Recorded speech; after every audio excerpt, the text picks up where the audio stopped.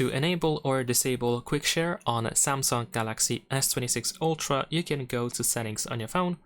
Next, over here, we're going to proceed to connected devices. And over here, we can find the quick share option. Usually, if you want to turn it off, if you want to turn off quick share, you can tap on who can share with you, and you can set it to no one. Once the visibility is deactivated, quick share is also disabled.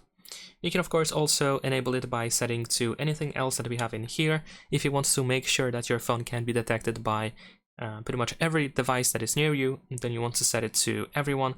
By default, we also set everyone only for 10 minutes, but you can uncheck this option in case you need more time, and then you want to manually turn it back off to anything else.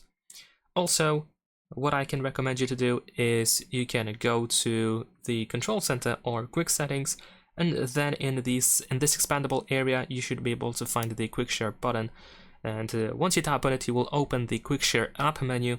And if you are in the receive menu, then temporarily the visibility is set to everyone no matter what you have set up in the settings. So you can ensure that you are visible to other devices just by going into this menu over here. That is pretty much it. Leave a like and subscribe.